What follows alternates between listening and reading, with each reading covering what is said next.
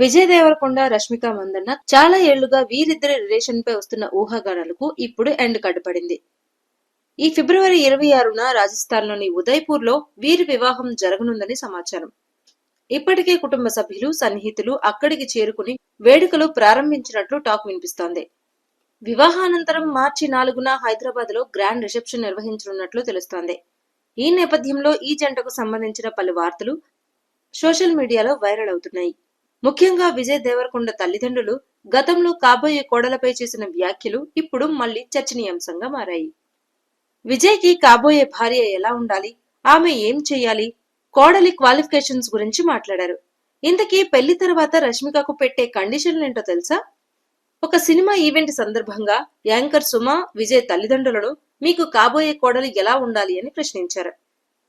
దీనికి విజయ్ తల్లి మాధవి స్పందిస్తూ తనకు కోడల విషయంలో ఒకే ఒక కండిషన్ ఉందని చెప్పారు. విజయ్ ని మంచిగా చూసుకునే కోడలు రావాలని ఆశించారు. ఆమె విజయ్ ని పూర్తిగా ప్రేమించాలని చెప్పారు.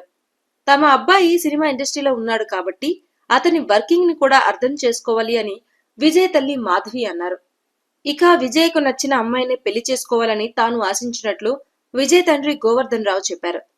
తనకు మతం, కులం లాంటి పట్టింపులు ఏమీ లేవన్నారు. కానీ ఇండియన్ మహిళనే పెళ్లి చేసుకోవాలని తెలిపారు. వారు అనుకున్నట్టుగానే మంచి కోడలు దొరికిందని ఫ్యాన్స్ అంటున్నారు.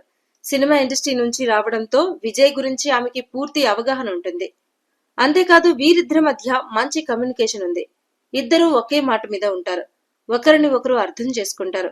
అందుకే చాలా ఏళ్లుగా ప్రేమలో ఉన్నా ఏ సందర్భంలో కూడా వీరు బయటపడలేదు. పెళ్లి తర్వాత సినిమాలను ఎలా బ్యాలెన్స్ చేస్తారనేది చూడాలి. ప్రస్తుతం రష్మిక చేతిలో వరుస సినిమాలున్నాయి. విజయ్ తో ఆమె రణబలి సినిమా చేస్తోంది. వీటితో పాటు ఆమె పుష్ప 3 లాంటి సినిమాలు చేయాల్సి ఉంది. అల్లు అర్జున్ అట్లీ సినిమాలో కూడా రష్మిక నటిస్తున్నట్లు తెలుస్తోంది. మరోవైపు విజయ్ దేవరకొండ మాత్రం సాలిడ్ హిట్ కోసం ఎదురుచూస్తున్నారు. ఈ మధ్య కాలంలో రౌడీ హీరో నటించిన కింగ్డమ్ కూడా అట్టర్ ఫ్లాప్ అయింది. దాంతో ప్రస్తుతం రణబలి మీదే ఆశలు పెట్టుకున్నాడు విజయ్.